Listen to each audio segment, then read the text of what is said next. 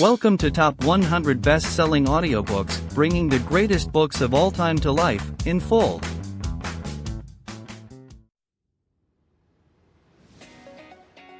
Hello dear listener. If you're here, it's probably because you're as passionate about books and the knowledge and wisdom they bring as we are.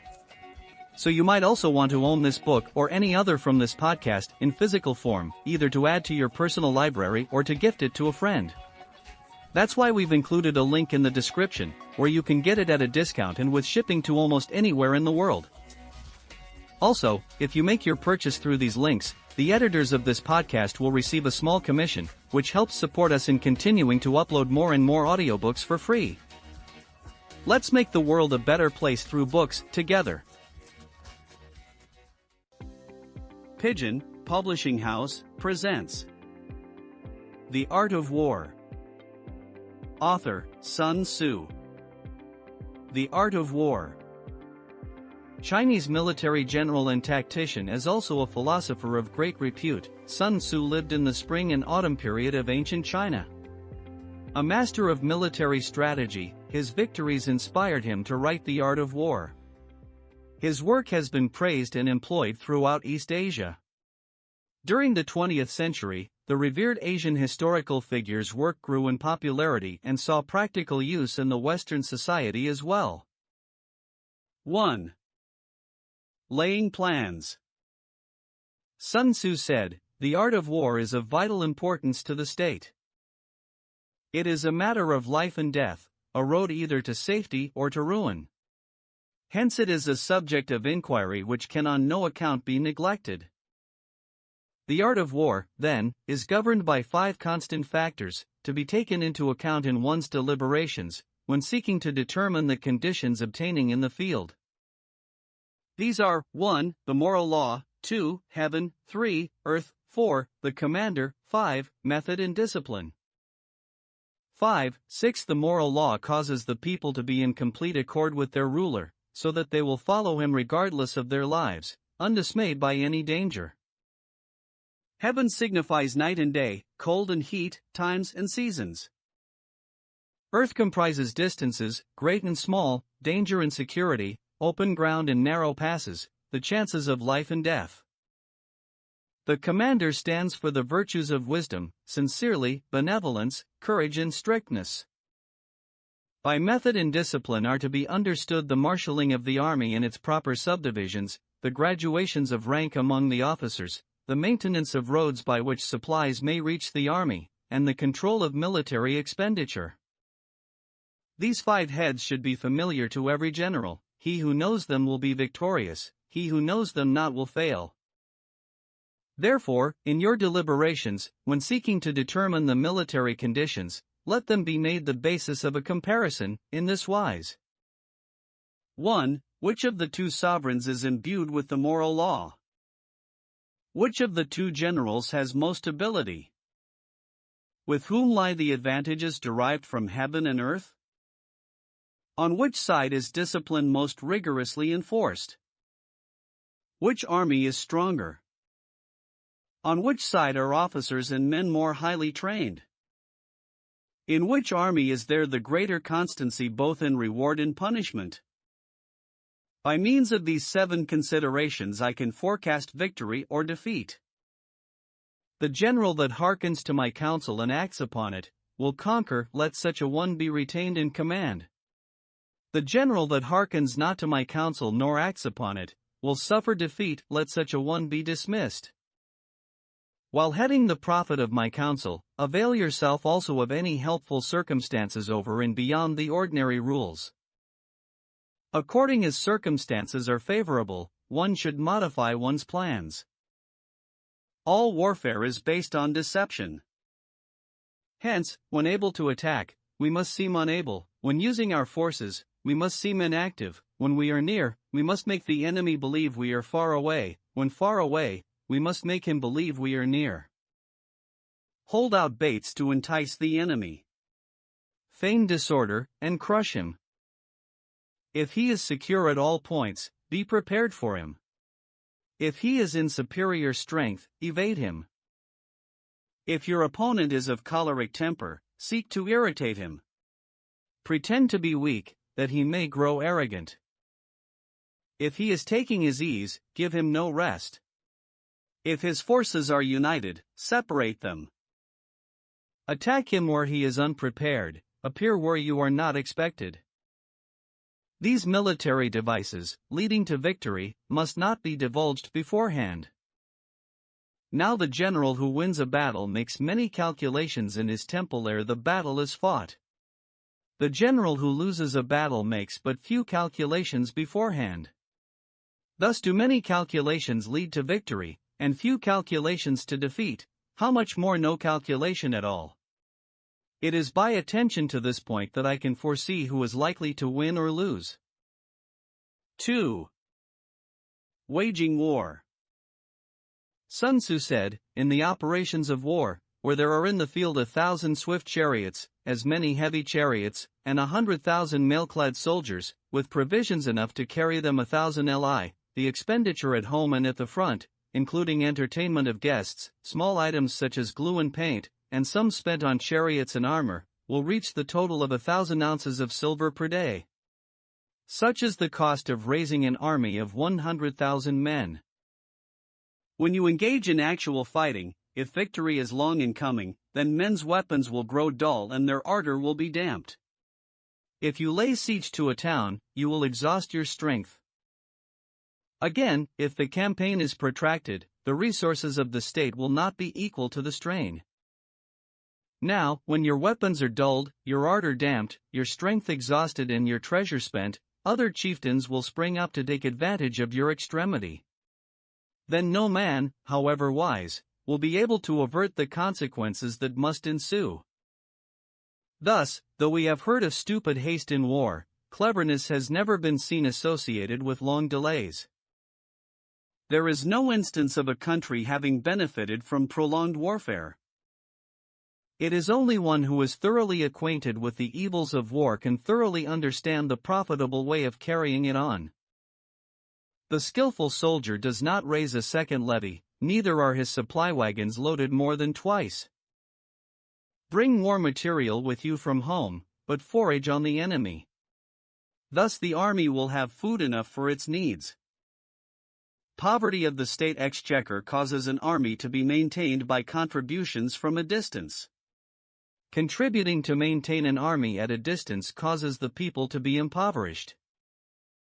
On the other hand, the proximity of an army causes prices to go up, and high prices cause the people's substance to be drained away.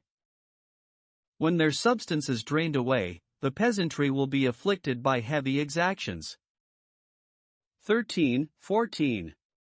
With this loss of substance and exhaustion of strength, the homes of the people will be stripped bare, and 3/10 of their income will be dissipated, while government expenses for broken chariots, worn-out horses, breastplates and helmets, bows and arrows, spears and shields, protective mantles, draft oxen and heavy wagons, will amount to 4/10 of its total revenue. Hence a wise general makes a point of foraging on the enemy. 1 cartload of the enemy's provisions is equivalent to 20 of one's own, and likewise a single pickle of his provender is equivalent to 20 from one's own store. Now in order to kill the enemy, our men must be roused to anger, that there may be advantage from defeating the enemy, they must have their rewards. Therefore in chariot fighting, when 10 or more chariots have been taken, those should be rewarded who took the first. Our own flags should be substituted for those of the enemy, and the chariots mingled and used in conjunction with ours. The captured soldiers should be kindly treated and kept. This is called using the conquered foe to augment one's own strength. In war, then, let your great object be victory, not lengthy campaigns. Thus it may be known that the leader of armies is the arbiter of the people's fate, the man on whom it depends whether the nation shall be in peace or in peril. 3. Attack by stratagem. Sun Tzu said, in the practical art of war, the best thing of all is to take the enemy's country whole and intact, to shatter and destroy it is not so good. So, too, it is better to recapture an army entire than to destroy it, to capture a regiment, a detachment or a company entire than to destroy them. Hence, to fight and conquer in all your battles is not supreme excellence. Supreme excellence consists in breaking the enemy's resistance without fighting. Thus, the highest form of generalship is to balk the enemy's plans, the next best is to prevent the junction of the enemy's forces, the next in order is to attack the enemy's army in the field, and the worst policy of all is to besiege walled cities. The rule is, not to besiege walled cities if it can possibly be avoided. The preparation of mantlets, movable shelters, and various implements of war will take up 3 whole months, and the piling up of mounds over against the walls will take 3 months more. The general, unable to control his irritation, will launch his men to the assault like swarming ants, with the result that 1/3 of his men are slain, while the town still remains untaken. Such are the disastrous effects of a siege. Therefore, the skillful leader subdues the enemy's troops without any fighting, he captures their cities without laying siege to them, he overthrows their kingdom without lengthy operations in the field. With his forces intact, he will dispute the mastery of the empire, and thus, without losing a man, his triumph will be complete. This is the method of attacking by stratagem. It is the rule in war: if our forces are 10 to the enemy's 1, to surround him; if 5 to 1, to attack him; if twice as numerous, to divide our army into 2. If equally matched, we can offer battle; if slightly inferior in numbers, we can avoid the enemy; if quite unequal in every way, we can flee from him. Hence, though an obstinate fight may be made by a small force, in the end it must be captured by the larger force. Now the general is the bulwark of the state. If the bulwark is complete at all points, the state will be strong; if the bulwark is defective, the state will be weak. There are 3 ways in which a ruler can bring misfortune upon his army. 1. By commanding the army to advance or to retreat, being ignorant of the fact that it cannot obey. This is called hobbling the army. 2. By attempting to govern an army in the same way as he administers a kingdom, being ignorant of the conditions which obtain in an army. This causes restlessness in the soldiers' minds. 3. By employing the officers of his army without discrimination, through ignorance of the military principle of adaptation to circumstances. This shakes the confidence of the soldiers. But when the army is restless and distrustful, trouble is sure to come from the other feudal princes. This is simply bringing anarchy into the army, and flinging victory away. Thus we may know that there are 5 essentials for victory. He will win who knows when to fight and when not to fight. He will win who knows how to handle both superior and inferior forces. He will win whose army is animated by the same spirit throughout all its ranks. He will win who, prepared himself, waits to take the enemy unprepared. He will win who has military capacity and is not interfered with by the sovereign. Hence the saying, if you know the enemy and know yourself, you need not fear the result of 100 battles. If you know yourself but not the enemy, for every victory gained you will also suffer a defeat. If you know neither the enemy nor yourself, you will succumb in every battle. 4. Tactical dispositions. Sun Tzu said, the good fighters of old first put themselves beyond the possibility of defeat, and then waited for an opportunity of defeating the enemy. To secure ourselves against defeat lies in our own hands, but the opportunity of defeating the enemy is provided by the enemy himself.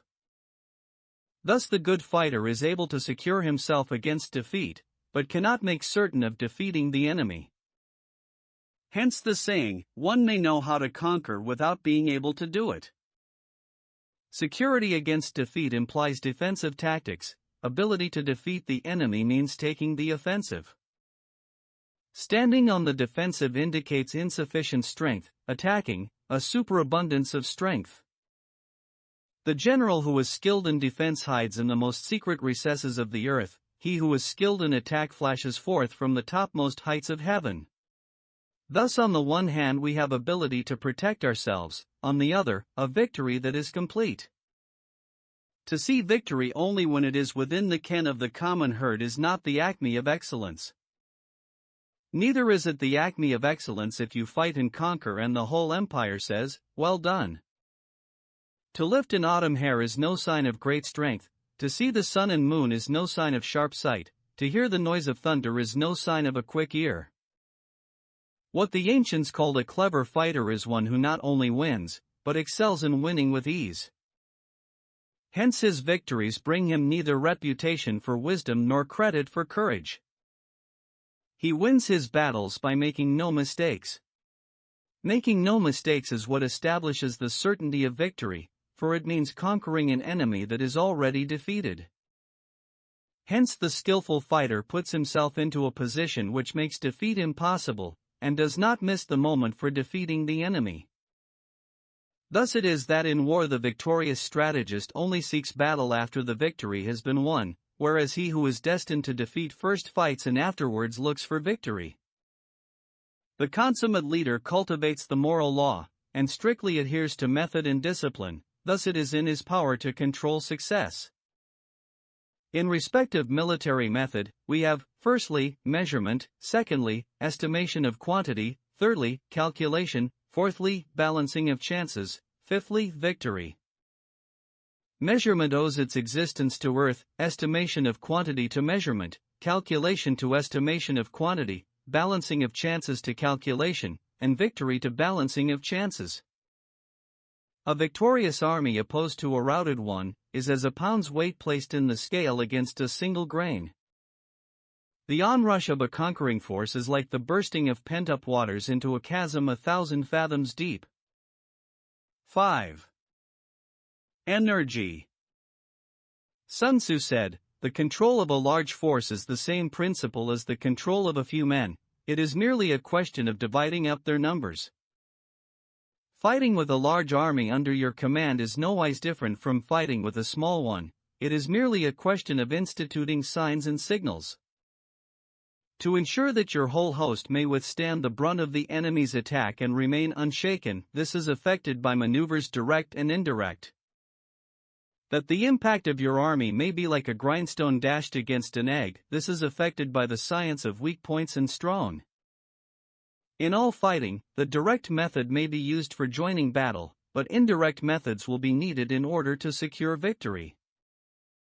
Indirect tactics, efficiently applied, are inexhaustible as heaven and earth, unending as the flow of rivers and streams, like the sun and moon, they end but to begin anew, like the four seasons, they pass away to return once more.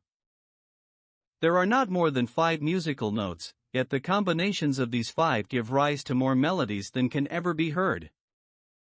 There are not more than 5 primary colors, blue, yellow, red, white, and black, yet in combination they produce more hues than can ever been seen. There are not more than 5 cardinal tastes, sour, acrid, salt, sweet, bitter, yet combinations of them yield more flavors than can ever be tasted. In battle, there are not more than 2 methods of attack, the direct and the indirect, yet these 2 in combination give rise to an endless series of maneuvers. The direct and the indirect lead on to each other in turn. It is like moving in a circle, you never come to an end. Who can exhaust the possibilities of their combination? The onset of troops is like the rush of a torrent which will even roll stones along in its course. The quality of decision is like the well-timed swoop of a falcon which enables it to strike and destroy its victim. Therefore the good fighter will be terrible in his onset, and prompt in his decision. Energy may be likened to the bending of a crossbow, decision, to the releasing of a trigger. Amid the turmoil and tumult of battle, there may be seeming disorder and yet no real disorder at all. Amid confusion and chaos, your array may be without head or tail, yet it will be proof against defeat. Simulated disorder postulates perfect discipline, simulated fear postulates courage, simulated weakness postulates strength. Hiding order beneath the cloak of disorder is simply a question of subdivision. Concealing courage under a show of timidity presupposes a fund of latent energy, masking strength with weakness is to be affected by tactical dispositions. Thus one who is skillful at keeping the enemy on the move maintains deceitful appearances, according to which the enemy will act. He sacrifices something, that the enemy may snatch at it. By holding out baits, he keeps him on the march, then with a body of picked men he lies in wait for him. The clever combatant looks to the effect of combined energy, and does not require too much from individuals. Hence his ability to pick out the right men and utilize combined energy. When he utilizes combined energy, his fighting men become as it were like unto rolling logs or stones. For it is the nature of a log or stone to remain motionless on level ground, and to move when on a slope, if four-cornered, to come to a standstill, but if round-shaped, to go rolling down. Thus the energy developed by good fighting men is as the momentum of a round stone rolled down a mountain thousands of feet in height. So much on the subject of energy. 6. Weak points and strong. Sun Tzu said, "Whoever is first in the field and awaits the coming of the enemy, will be fresh for the fight. Whoever is second in the field and has to hasten to battle will arrive exhausted." Therefore the clever combatant imposes his will on the enemy, but does not allow the enemy's will to be imposed on him.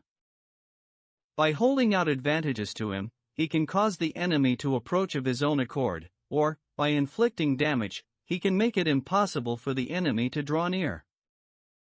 If the enemy is taking his ease, he can harass him; if well supplied with food, he can starve him out; if quietly encamped, he can force him to move. Appear at points which the enemy must hasten to defend, march swiftly to places where you are not expected. An army may march great distances without distress, if it marches through country where the enemy is not. You can be sure of succeeding in your attacks if you only attack places which are undefended. You can ensure the safety of your defense if you only hold positions that cannot be attacked.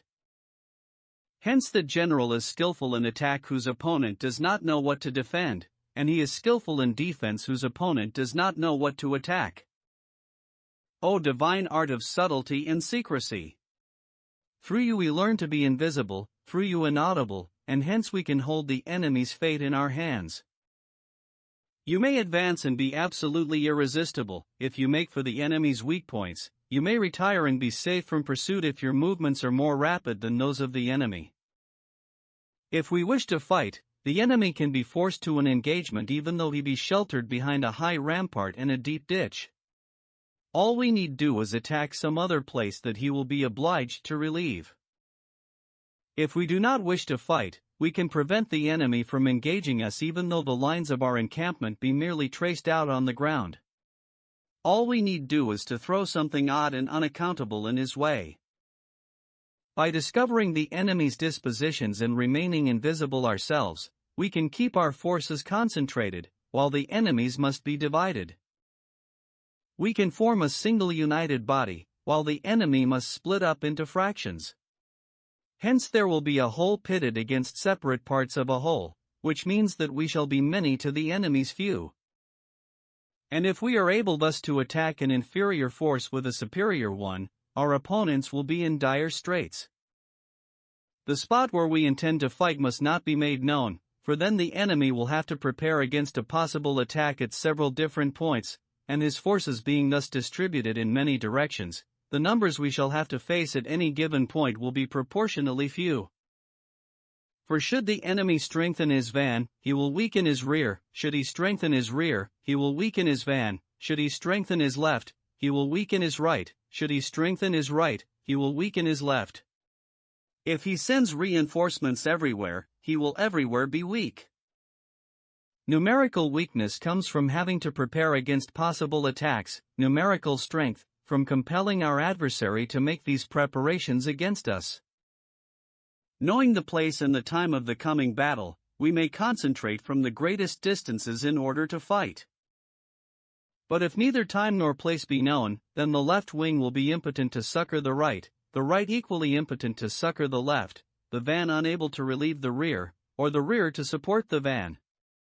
How much more so if the furthest portions of the army are anything under 100 li apart, and even the nearest are separated by several li. Though according to my estimate the soldiers of you exceed our own in number, that shall advantage them nothing in the matter of victory. I say then that victory can be achieved. Though the enemy be stronger in numbers, we may prevent him from fighting. Scheme so as to discover his plans and the likelihood of their success. Rouse him, and learn the principle of his activity or inactivity. Force him to reveal himself, so as to find out his vulnerable spots. Carefully compare the opposing army with your own, so that you may know where strength is superabundant and where it is deficient. In making tactical dispositions, the highest pitch you can attain is to conceal them. Conceal your dispositions, and you will be safe from the prying of the subtlest spies, from the machinations of the wisest brains. How victory may be produced for them out of the enemy's own tactics, that is what the multitude cannot comprehend. All men can see the tactics whereby I conquer, but what none can see is the strategy out of which victory is evolved. Do not repeat the tactics which have gained you one victory, but let your methods be regulated by the infinite variety of circumstances. Military tactics are like unto water, for water in its natural course runs away from high places and hastens downwards. So in war, the way is to avoid what is strong and to strike at what is weak. Water shapes its course according to the nature of the ground over which it flows. The soldier works out his victory in relation to the foe whom he is facing. Therefore, just as water retains no constant shape, so in warfare there are no constant conditions. He who can modify his tactics in relation to his opponent and thereby succeed in winning, may be called a heaven-born captain. The five elements, water, fire, wood, metal, earth, are not always equally predominant. The four seasons make way for each other in turn. There are short days and long, the moon has its periods of waning and waxing. 7. Maneuvering. Sun Tzu said, in war, the general receives his commands from the sovereign. Having collected an army and concentrated his forces, he must blend and harmonize the different elements thereof before pitching his camp. After that, comes tactical maneuvering, than which there is nothing more difficult. The difficulty of tactical maneuvering consists in turning the devious into the direct, and misfortune into gain. Thus, to take a long and circuitous route, after enticing the enemy out of the way, and though starting after him, to contrive to reach the goal before him, shows knowledge of the artifice of deviation. Maneuvering with an army is advantageous, with an undisciplined multitude, most dangerous. If you set a fully equipped army in march in order to snatch an advantage, the chances are that you will be too late. On the other hand, to detach a flying column for the purpose involves the sacrifice of its baggage and stores. Thus, if you order your men to roll up their buffcoats, and make forced marches without halting day or night, covering double the usual distance at a stretch, doing 100 li in order to wrest an advantage, the leaders of all your 3 divisions will fall into the hands of the enemy. The stronger men will be in front, the jaded ones will fall behind, and on this plan only 1/10 of your army will reach its destination. If you march 50 li in order to outmaneuver the enemy, you will lose the leader of your first division, and only half your force will reach the goal. If you march 30 li with the same object, 2/3 of your army will arrive. We may take it then that an army without its baggage train is lost, without provisions it is lost, without bases of supply it is lost. We cannot enter into alliances until we are acquainted with the designs of our neighbors. We are not fit to lead an army on the march unless we are familiar with the face of the country, its mountains and forests, its pitfalls and precipices, its marshes and swamps. We shall be unable to turn natural advantage to account unless we make use of local guides. In war, practice dissimulation, and you will succeed. Whether to concentrate or to divide your troops, must be decided by circumstances. Let your rapidity be that of the wind, your compactness that of the forest. In raiding and plundering be like fire, in immovability like a mountain. Let your plans be dark and impenetrable as night, and when you move, fall like a thunderbolt. When you plunder a countryside, let the spoil be divided amongst your men. When you capture new territory, cut it up into allotments for the benefit of the soldiery. Ponder and deliberate before you make a move. He will conquer who has learnt the artifice of deviation. Such is the art of maneuvering. The Book of Army Management says, on the field of battle, the spoken word does not carry far enough, hence the institution of gongs and drums. Nor can ordinary objects be seen clearly enough, hence the institution of banners and flags. Gongs and drums, banners and flags, are means whereby the ears and eyes of the host may be focused on one particular point. The host thus forming a single united body, is it impossible either for the brave to advance alone, or for the cowardly to retreat alone. This is the art of handling large masses of men. In night fighting, then, make much use of signal fires and drums, and in fighting by day, of flags and banners, as a means of influencing the ears and eyes of your army. A whole army may be robbed of its spirit, a commander-in-chief may be robbed of his presence of mind. Now a solidar's spirit is keenest in the morning, by noonday it has begun to flag, and in the evening, his mind is bent only on returning to camp. A clever general, therefore, avoids an army when its spirit is keen, but attacks it when it is sluggish and inclined to return. This is the art of studying moods. Disciplined and calm, to await the appearance of disorder and hubbub amongst the enemy, this is the art of retaining self-possession.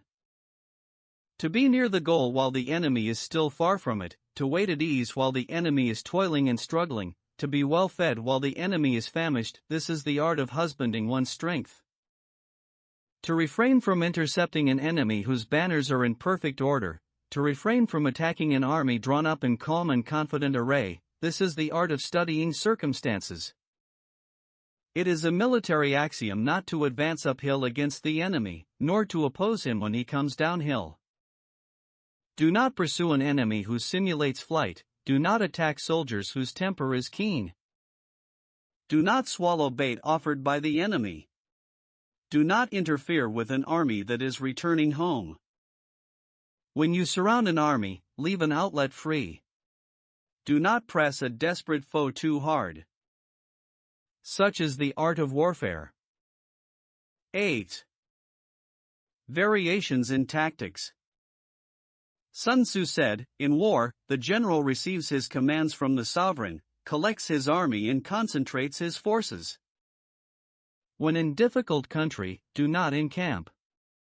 In country where high roads intersect, join hands with your allies. Do not linger in dangerously isolated positions. In hemmed-in situations, you must resort to stratagem. In desperate position, you must fight. There are roads which must not be followed, armies which must be not attacked, towns which must not be besieged, positions which must not be contested, commands of the sovereign which must not be obeyed. The general who thoroughly understands the advantages that accompany variation of tactics knows how to handle his troops. The general who does not understand these may be well acquainted with the configuration of the country, yet he will not be able to turn his knowledge to practical account. So, the student of war who is unversed in the art of war of varying his plans, even though he be acquainted with the 5 advantages, will fail to make the best use of his men.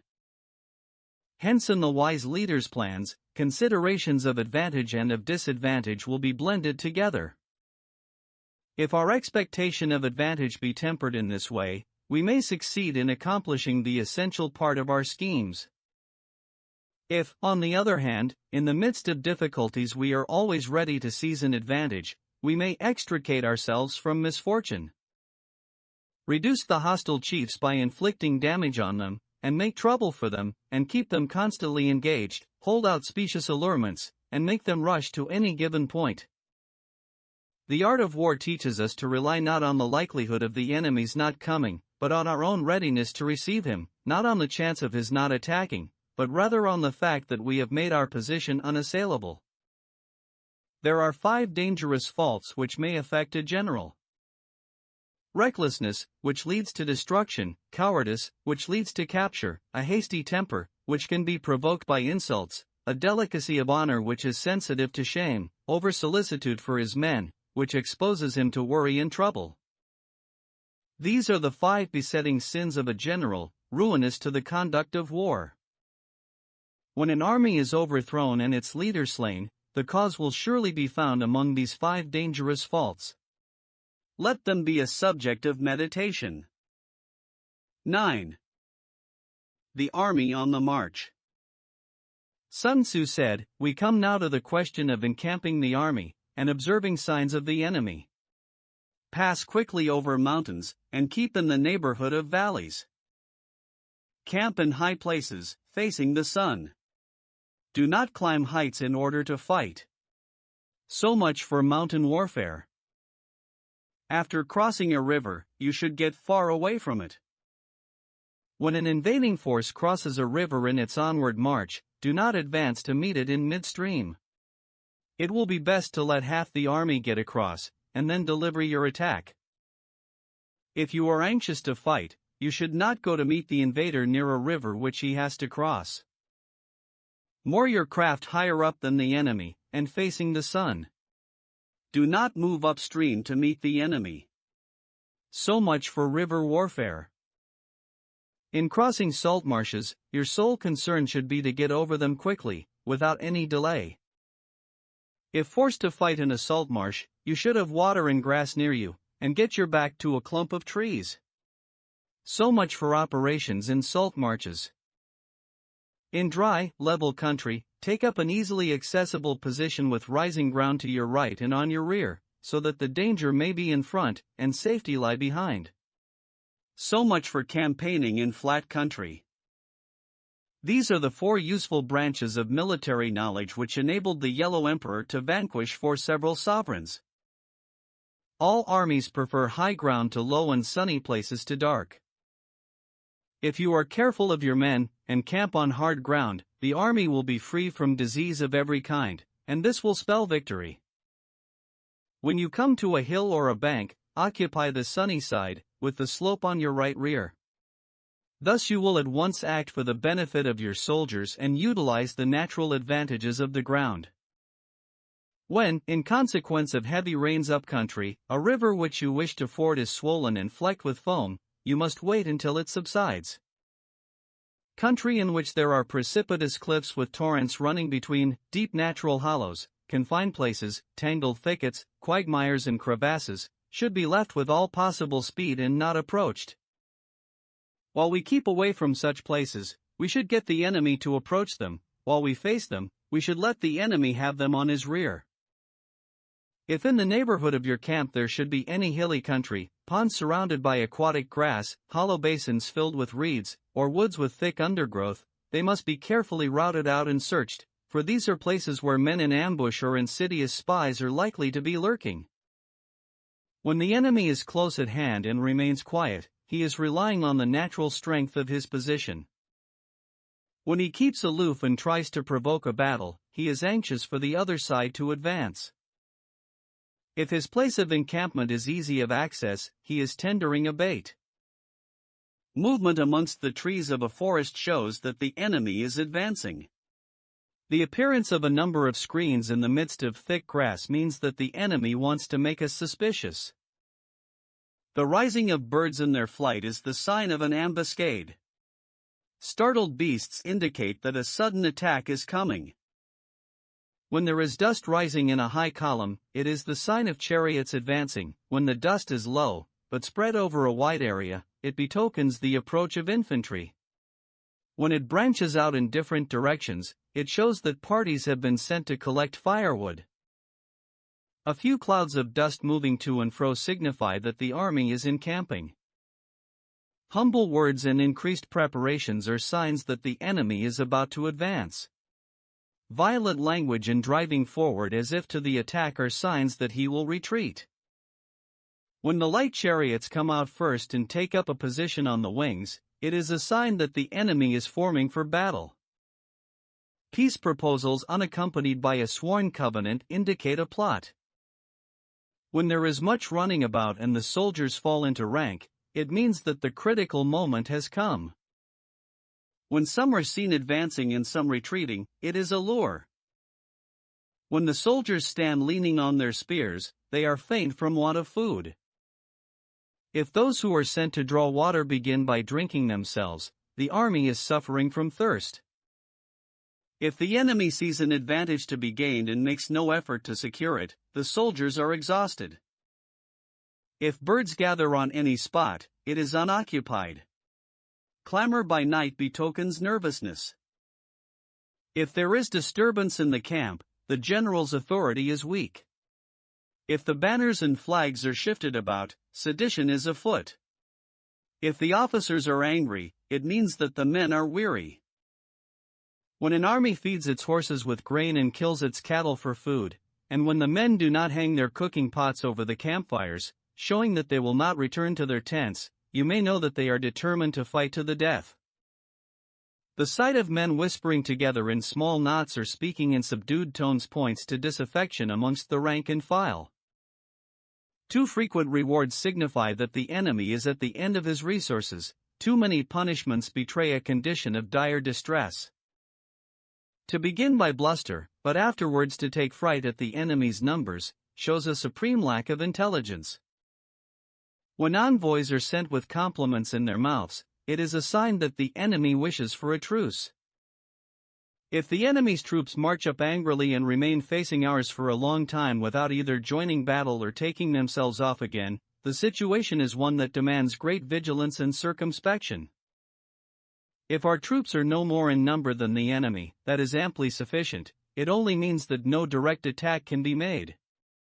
What we can do is simply to concentrate all our available strength, keep a close watch on the enemy, and obtain reinforcements. He who exercises no forethought but makes light of his opponents is sure to be captured by them. If soldiers are punished before they have grown attached to you, they will not prove submissive, and, unless submissive, then will be practically useless. If, when the soldiers have become attached to you, punishments are not enforced, they will still be unless. Therefore soldiers must be treated in the first instance with humanity, but kept under control by means of iron discipline. This is a certain road to victory. If in training soldiers' commands are habitually enforced, the army will be well disciplined. If not, its discipline will be bad. If a general shows confidence in his men but always insists on his orders being obeyed, the gain will be mutual. 10. Terrain.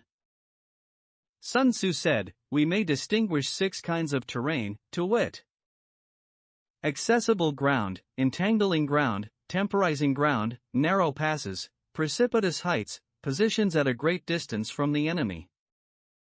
Ground which can be freely traversed by both sides is called accessible. With regard to ground of this nature, be before the enemy in occupying the raised and sunny spots, and carefully guard your line of supplies. Then you will be able to fight with advantage. Ground which can be abandoned but is hard to reoccupy is called entangling. From a position of this sort, if the enemy is unprepared, you may sally forth and defeat him. But if the enemy is prepared for your coming, and you fail to defeat him, then, return being impossible, disaster will ensue. When the position is such that neither side will gain by making the first move, it is called temporizing ground. In a position of this sort, even though the enemy should offer us an attractive bait, it will be advisable not to stir forth, but rather to retreat, thus enticing the enemy in his turn. Then, when part of his army has come out, we may deliver our attack with advantage. With regard to narrow passes, if you can occupy them first, let them be strongly garrisoned and await the advent of the enemy. Should the army forestall you in occupying a pass, do not go after him if the pass is fully garrisoned, but only if it is weakly garrisoned. With regard to precipitous heights, if you are beforehand with your adversary, you should occupy the raised and sunny spots, and there wait for him to come up. If the enemy has occupied them before you, do not follow him, but retreat and try to entice him away. If you are situated at a great distance from the enemy, and the strength of the two armies is equal, it is not easy to provoke a battle, and fighting will be to your disadvantage. These 6 are the principles connected with earth. The general who has attained a responsible post must be careful to study them. Now an army is exposed to 6 several calamities, not arising from natural causes, but from faults for which the general is responsible. These are flight, insubordination, collapse, ruin, disorganization, rout. Other conditions being equal, if one force is hurled against another 10 times its size, the result will be the flight of the former. When the common soldiers are too strong and their officers too weak, the result is insubordination. When the officers are too strong and the common soldiers too weak, the result is collapse. When the higher officers are angry and insubordinate, and on meeting the enemy give battle on their own account from a feeling of resentment, before the commander-in-chief can tell whether or no he is in a position to fight, the result is ruin. When the general is weak and without authority, when his orders are not clear and distinct, when there are no fixed duties assigned to officers and men, and the ranks are formed in a slovenly haphazard manner, the result is utter disorganization. When a general, unable to estimate the enemy's strength, allows an inferior force to engage a larger one, or hurls a weak detachment against a powerful one, and neglects to place picked soldiers in the front rank, the result must be rout. These are 6 ways of courting defeat, which must be carefully noted by the general who has attained a responsible post. The natural formation of the country is the soldier's best ally, but a power of estimating the adversary, of controlling the forces of victory, and of shrewdly calculating difficulties, dangers and distances, constitutes the test of a great general. He who knows these things, and in fighting puts his knowledge into practice, will win his battles. He who knows them not, nor practices them, will surely be defeated. If fighting is sure to result in victory, then you must fight, even though the ruler forbid it. If fighting will not result in victory, then you must not fight even at the ruler's bidding. The general who advances without coveting fame and retreats without fearing disgrace, whose only thought is to protect his country and do good service for his sovereign, is the jewel of the kingdom. Regard your soldiers as your children, and they will follow you into the deepest valleys. Look upon them as your own beloved sons, and they will stand by you even unto death. If, however, you are indulgent, but unable to make your authority felt, kind-hearted, but unable to enforce your commands, and incapable, moreover, of quelling disorder, then your soldiers must be likened to spoiled children. They are useless for any practical purpose. If we know that our own men are in a condition to attack, but are unaware that the enemy is not open to attack, we have gone only halfway towards victory. If we know that the enemy is open to attack, but are unaware that our own men are not in a condition to attack, we have gone only halfway towards victory. If we know that the enemy is open to attack, and also know that our men are in a condition to attack, but are unaware that the nature of the ground makes fighting impracticable, we have still gone only halfway towards victory. Hence the experienced soldier, once in motion, is never bewildered. Once he has broken camp, he is never at a loss. Hence the saying, if you know the enemy and know yourself, your victory will not stand in doubt. If you know heaven and know earth, you may make your victory complete. 11. The 9 situations. Sun Tzu said, the art of war recognizes 9 varieties of ground. Dispersive ground, facile ground, contentious ground, open ground, ground of intersecting highways, serious ground, difficult ground, hemmed-in ground, desperate ground.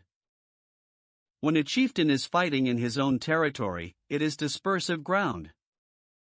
When he has penetrated into hostile territory, but to no great distance, it is facile ground. Ground the possession of which imports great advantage to either side, is contentious ground. Ground on which each side has liberty of movement is open ground. Ground which forms the key to 3 contiguous states, so that he who occupies it first has most of the empire at his command, is a ground of intersecting highways. When an army has penetrated into the heart of a hostile country, leaving a number of fortified cities in its rear, it is serious ground.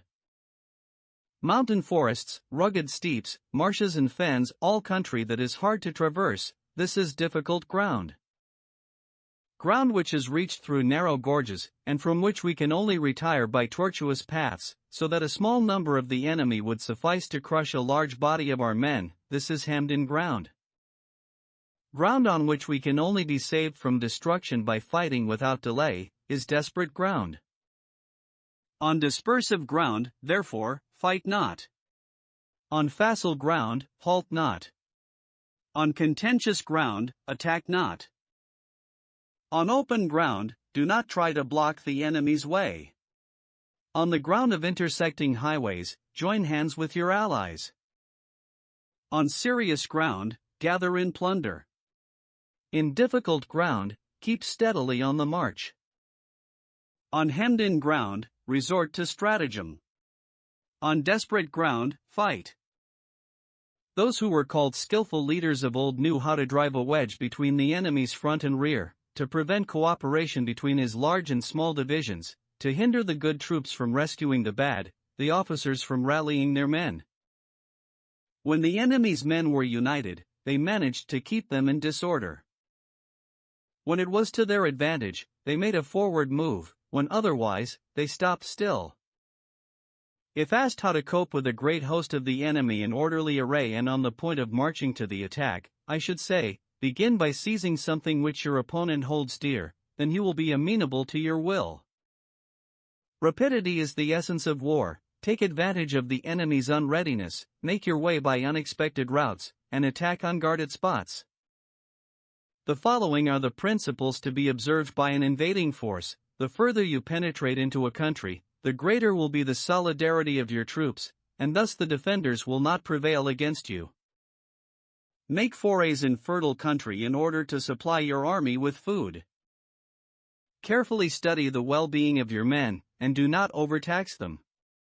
Concentrate your energy and hoard your strength. Keep your army continually on the move, and devise unfathomable plans. Throw your soldiers into positions whence there is no escape, and they will prefer death to flight. If they will face death, there is nothing they may not achieve. Officers and men alike will put forth their uttermost strength. Soldiers when in desperate straits lose the sense of fear. If there is no place of refuge, they will stand firm. If they are in hostile country, they will show a stubborn front. If there is no help for it, they will fight hard. Thus, without waiting to be marshaled, the soldiers will be constantly on the qui vive. Without waiting to be asked, they will do your will. Without restrictions, they will be faithful. Without giving orders, they can be trusted. Prohibit the taking of omens, and do away with superstitious doubts. Then, until death itself comes, no calamity need be feared. If our soldiers are not overburdened with money, it is not because they have a distaste for riches. If their lives are not unduly long, it is not because they are disinclined to longevity. On the day they are ordered out to battle, your soldiers may weep, those sitting up bedewing their garments, and those lying down letting the tears run down their cheeks. But let them once be brought to bay, and they will display the courage of a Chu or a K. The skillful tactician may be likened to the Shuaijan. Now the Shuaijan is a snake that is found in the Sichuan mountains. Strike at its head, and you will be attacked by its tail. Strike at its tail, and you will be attacked by its head. Strike at its middle, and you will be attacked by head and tail both. Asked if an army can be made to imitate the Shuaijan, I should answer, yes. For the men of Wu and the men of Yu are enemies, yet if they are crossing a river in the same boat and are caught by a storm, they will come to each other's assistance just as the left hand helps the right. Hence it is not enough to put one's trust in the tethering of horses, and the burying of chariot wheels in the ground. The principle on which to manage an army is to set up one standard of courage which all must reach. How to make the best of both strong and weak, that is a question involving the proper use of ground. Thus the skillful general conducts his army just as though he were leading a single man, willy-nilly, by the hand. It is the business of a general to be quiet and thus ensure secrecy, upright and just, and thus maintain order. He must be able to mystify his officers and men by false reports and appearances, and thus keep them in total ignorance. By altering his arrangements and changing his plans, he keeps the enemy without definite knowledge. By shifting his camp and taking circuitous routes, he prevents the enemy from anticipating his purpose. At the critical moment, the leader of an army acts like one who has climbed up a height and then kicks away the ladder behind him. He carries his men deep into hostile territory before he shows his hand. He burns his boats and breaks his cooking pots, like a shepherd driving a flock of sheep. He drives his men this way and that, and nothing knows whither he is going. To muster his host and bring it into danger, this may be termed the business of the general. The different measures suited to the 9 varieties of ground, the expediency of aggressive or defensive tactics, and the fundamental laws of human nature, these are things that must most certainly be studied. When invading hostile territory, the general principle is that penetrating deeply brings cohesion, penetrating but a short way means dispersion. When you leave your own country behind, and take your army across neighborhood territory, you find yourself on critical ground. When there are means of communication on all 4 sides, the ground is one of intersecting highways. When you penetrate deeply into a country, it is serious ground. When you penetrate but a little way, it is facile ground. When you have the enemy's strongholds on your rear, and narrow passes in front, it is hemmed-in ground. When there is no place of refuge at all, it is desperate ground. Therefore, on dispersive ground, I would inspire my men with unity of purpose. On facile ground, I would see that there is close connection between all parts of my army. On contentious ground, I would hurry up my rear. On open ground, I would keep a vigilant eye on my defenses. On ground of intersecting highways, I would consolidate my alliances. On serious ground, I would try to ensure a continuous stream of supplies. On difficult ground, I would keep pushing on along the road. On hemmed-in ground, I would block any way of retreat. On desperate ground, I would proclaim to my soldiers the hopelessness of saving their lives. For it is the soldier's disposition to offer an obstinate resistance when surrounded, to fight hard when he cannot help himself, and to obey promptly when he has fallen into danger. We cannot enter into alliance with neighboring princes until we are acquainted with their designs.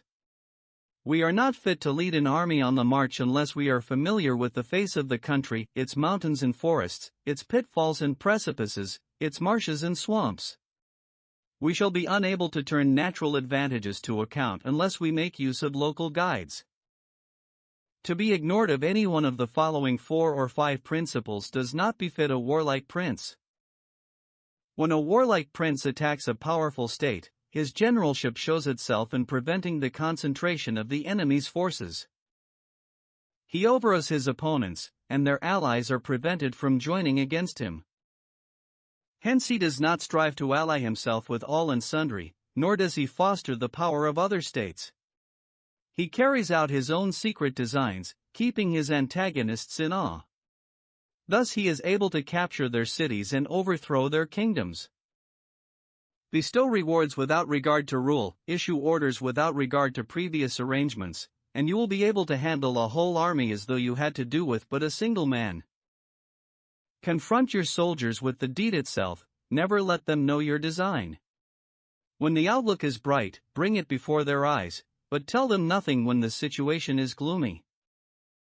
Place your army in deadly peril, and it will survive. Plunge it into desperate straits, and it will come off in safety. For it is precisely when a force has fallen into harm's way that is capable of striking a blow for victory. Success in warfare is gained by carefully accommodating ourselves to the enemy's purpose. By persistently hanging on the enemy's flank, we shall succeed in the long run in killing the commander-in-chief. This is called ability to accomplish a thing by sheer cunning. On the day that you take up your command, block the frontier passes, destroy the official tallies, and stop the passage of all emissaries. Be stern in the council chamber, so that you may control the situation. If the enemy leaves a door open, you must rush in. Forestall your opponent by seizing what he holds dear, and subtly contrive to time his arrival on the ground. Walk in the path defined by rule, and accommodate yourself to the enemy until you can fight a decisive battle. At first, then, exhibit the coyness of a maiden, until the enemy gives you an opening. Afterwards emulate the rapidity of a running hare, and it will be too late for the enemy to oppose you. 12. The attack by fire. Sun Tzu said, there are 5 ways of attacking with fire. The first is to burn soldiers in their camp, the second is to burn stores, the third is to burn baggage trains, the fourth is to burn arsenals and magazines, the fifth is to hurl dropping fire amongst the enemy. In order to carry out an attack, we must have means available. The material for raising fire should always be kept in readiness. There is a proper season for making attacks with fire, and special days for starting a conflagration. The proper season is when the weather is very dry. The special days are those when the moon is in the constellations of the sieve, the wall, the wing, or the crossbar, for these 4 are all days of rising wind. In attacking with fire, one should be prepared to meet 5 possible developments. 1. When fire breaks out inside an enemy's camp, respond at once with an attack from without. 2. If there is an outbreak of fire, but the enemy's soldiers remain quiet, bide your time and do not attack. 3. When the force of the flames has reached its height, follow it up with an attack, if that is practicable. If not, stay where you are. 4. If it is possible to make an assault with fire from without, do not wait for it to break out within, but deliver your attack at a favorable moment. 5. When you start a fire, be to windward of it. Do not attack from the leeward. A wind that rises in the daytime lasts long, but a night breeze soon falls. In every army, the 5 developments connected with fire must be known, the movements of the stars calculated, and a watch kept for the proper days. Hence those who use fire as an aid to the attack show intelligence, those who use water as an aid to the attack gain an accession of strength. By means of water, an enemy may be intercepted, but not robbed of all his belongings. Unhappy is the fate of one who tries to win his battles and succeed in his attacks without cultivating the spirit of enterprise, for the result is waste of time and general stagnation. Hence the saying, the enlightened ruler lays his plans well ahead, the good general cultivates his resources. Move not unless you see an advantage, use not your troops unless there is something to be gained, fight not unless the position is critical. No ruler should put troops into the field merely to gratify his own spleen, no general should fight a battle simply out of pique. If it is to your advantage, make a forward move, if not, stay where you are. Anger may in time change to gladness, vexation may be succeeded by content.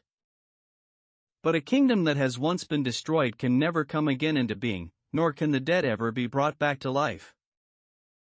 Hence the enlightened ruler is heedful, and the good general full of caution. This is the way to keep a country at peace and an army intact. 13. The use of spies. Sun Tzu said, raising a host of 100,000 men and marching them great distances entails heavy loss on the people and a drain on the resources of the state. The daily expenditure will amount to 1,000 ounces of silver. There will be commotion at home and abroad, and men will drop down exhausted on the highways. As many as 700,000 families will be impeded in their labor. Hostile armies may face each other for years, striving for the victory which is decided in a single day. This being so, to remain in ignorance of the enemy's condition simply because one grudges the outlay of 100 ounces of silver in honors and emoluments, is the height of inhumanity. One who acts thus is no leader of men, no present help to his sovereign, no master of victory. Thus, what enables the wise sovereign and the good general to strike and conquer, and achieve things beyond the reach of ordinary men, is foreknowledge. Now this foreknowledge cannot be elicited from spirits, it cannot be obtained inductively from experience, nor by any deductive calculation. Knowledge of the enemy's dispositions can only be obtained from other men. Hence the use of spies, of whom there are 5 classes. local spies, inward spies, converted spies, doomed spies, surviving spies. When these 5 kinds of spy are all at work, none can discover the secret system. This is called divine manipulation of the threads. It is the sovereign's most precious faculty. Having local spies means employing the services of the inhabitants of a district. Having inward spies, making use of officials of the enemy. Having converted spies, getting hold of the enemy's spies and using them for our own purposes. Having doomed spies, doing certain things openly for purposes of deception, and allowing our spies to know of them and report them to the enemy. Surviving spies, finally, are those who bring back news from the enemy's camp. Hence it is that which none in the whole army are more intimate relations to be maintained than with spies. None should be more liberally rewarded. In no other business should greater secrecy be preserved. Spies cannot be usefully employed without a certain intuitive sagacity. They cannot be properly managed without benevolence and straightforwardness. Without subtle ingenuity of mind, one cannot make certain of the truth of their reports. Be subtle. Be subtle. And use your spies for every kind of business. If a secret piece of news is divulged by a spy before the time is ripe, he must be put to death together with the man to whom the secret was told.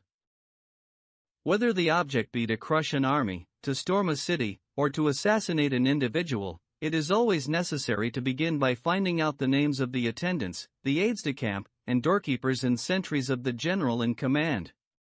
Our spies must be commissioned to ascertain these. The enemy's spies who have come to spy on us must be sought out, tempted with bribes, led away and comfortably housed. Thus they will become converted spies and available for our service. It is through the information brought by the converted spy that we are able to acquire and employ local and inward spies. It is owing to his information, again, that we can cause the doomed spy to carry false tidings to the enemy.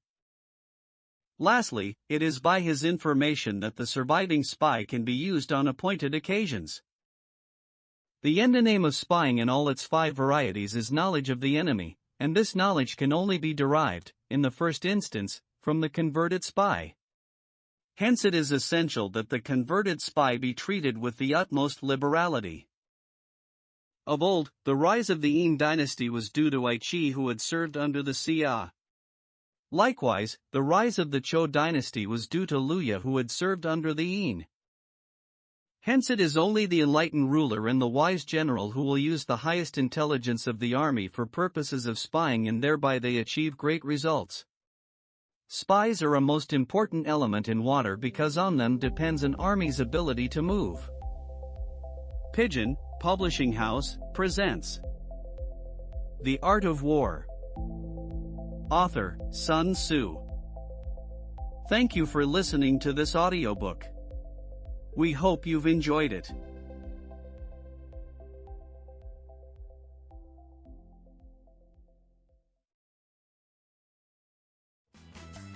If you enjoyed this classic, follow the show and leave a quick review, and join us every Tuesday and Thursday for more timeless stories.